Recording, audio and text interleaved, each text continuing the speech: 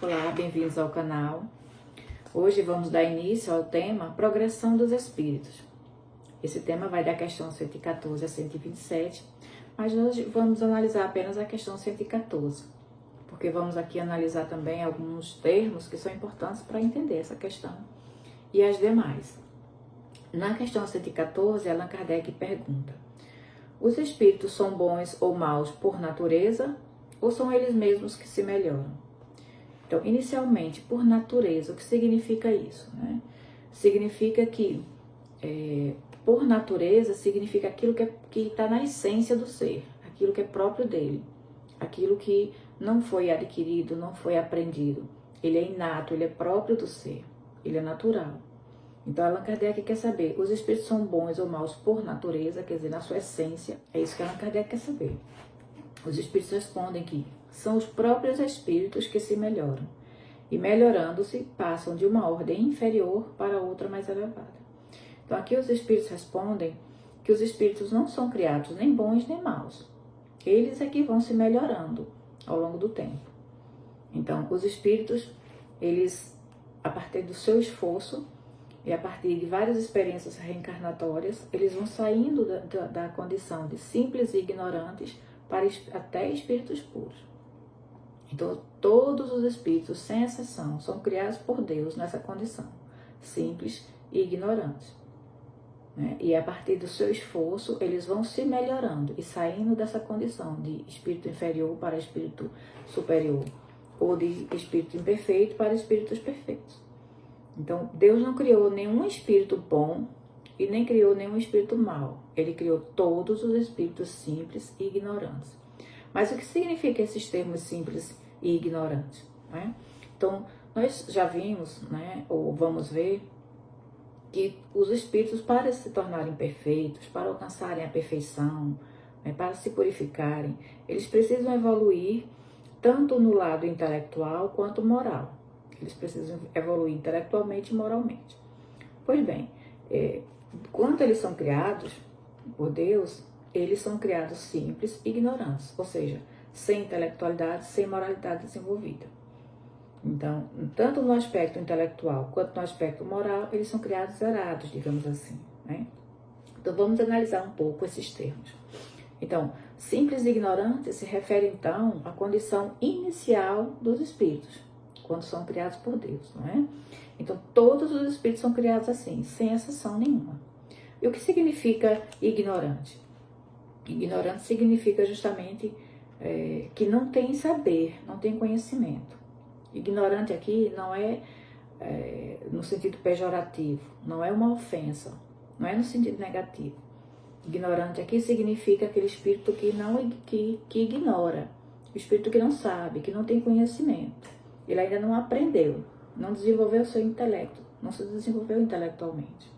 Ele não tem nenhum discernimento, ele não sabe o que é certo, o que é errado, o que é bom, o que é ruim. Ele não tem a razão ainda desenvolvida. Então, simples significa aquele que não tem experiência. Ele não teve ainda nenhuma experiência, não desenvolveu paixão, não desenvolveu vício, ele não desenvolveu a sua moralidade. Não tem isso ainda desenvolvido. Ele não sabe, ele nem é bom nem é mau. Então, esses termos, eles são muito importantes para entender isso. Ao longo do tempo, ao longo das suas experiências reencarnatórias, é que ele vai se desenvolvendo intelectualmente e moralmente. Vai deixando de ser ignorante e simples. Ou seja, segundo a doutrina espírita, todos os espíritos são criados iguais, sem privilégios. Eles evoluem gradualmente por meio de várias experiências reencarnatórias, aprendendo, escolhendo, errando, se corrigindo. E ao longo do tempo é que eles vão desenvolvendo a inteligência, a moralidade, o amor, até atingirem a perfeição espiritual. Ou seja, simples e ignorantes é o ponto de partida de todos os espíritos, inclusive os puros.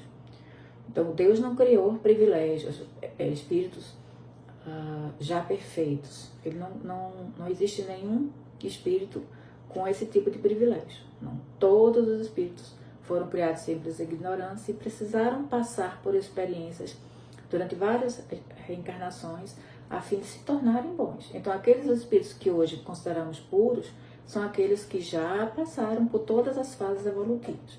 Já foram imperfeitos, já foram bons, aqui se purificaram totalmente ao ponto de hoje serem considerados puros. E nós também, independente da escala evolutiva em que estejamos, do nosso nível evolutivo, todos nós, invariavelmente, vamos também chegar à perfeição, mas a partir do nosso esforço, né? E de várias e várias experiências reencarnatórias. E o que são paixões e vícios morais, né?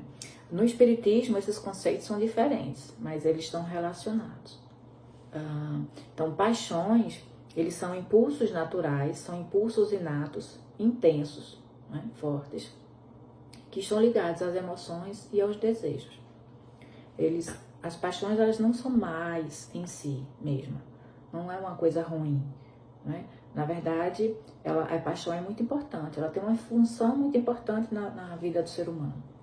Se nós não tivéssemos nenhum tipo de paixão, se não tivéssemos paixão, nem levantaríamos da cama de manhã.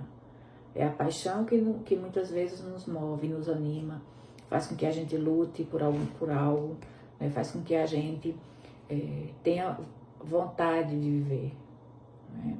Então, a paixão, ela faz parte da natureza humana, faz parte do ser humano, né? E do desenvolvimento, é importante no desenvolvimento da alma. Sem a paixão a gente não faria nada, né? É a paixão que nos impulsiona, que faz com que a gente se esforce por algo. Então, por exemplo, é a paixão por cozinhar que faz com que muitas pessoas, né, coloquem todo o seu amor ali no preparo dos alimentos, né, que alimenta as pessoas. É pela paixão pelo esporte que faz com que muitas pessoas levem diversão a outras, que inspire muitas pessoas. É a paixão pela justiça que faz com que alguém lute por causas nobres. É a paixão pelo saber que estimula o estudo, estimula a descoberta, a busca pelo conhecimento. Então, o problema é que quando esse impulso forte da paixão ele fica descontrolado, o egoísta, né, é que pode levar a quedas e a vícios morais. Então, a paixão em si ela é boa, faz parte da natureza humana, precisamos dela. Mas quando a gente perde o controle sobre ela, é que ela se torna vício moral. Então, o vício moral é o resultado de uma paixão desequilibrada. O vício moral, ele é, digamos assim, uma deformação da vontade. Não é? É uma deformação da vontade, uma deformação da consciência. A gente perde o controle e a capacidade de discernir. Né? Haroldo Dutra Dias costuma dizer que é quando a nossa inteligência ela é sequestrada. A nossa inteligência é sequestrada, a nossa razão é sequestrada, justamente porque quando as paixões estão desequilibradas, a gente perde o controle sobre a nossa capacidade de discernir, nós perdemos a capacidade de escolher. Então, esse é um estado de vício moral, de queda moral. Então, a paixão ela é importante, mas ela precisa ser controlada, é preciso haver equilíbrio. O vício, né, ele é o resultado do mau uso das paixões. Mau uso das paixões ou o resultado do apego a certos comportamentos, a comportamentos egoístas, orgulhosos, preguiçosos, cruéis, né? Ele é um desvio do caminho do bem, é uma espécie de pecado, né, como dizia Paulo. Então as paixões elas representam as imperfeições dos espíritos, né? E essas imperfeições atrasam a evolução espiritual. São hábitos negativos adquiridos pelo mau uso do livre-arbítrio. Então, por exemplo, o amor, a paixão, elas se tornam um vício moral quando ela se torna um apego, né? Então, a insegurança, a possessividade, o ciúme já é um vício que é o resultado de um desequilíbrio da paixão, desequilíbrio do amor. Então, o ciúme, a insegurança, o apego, a posse é o vício, é a paixão que se desequilibrou.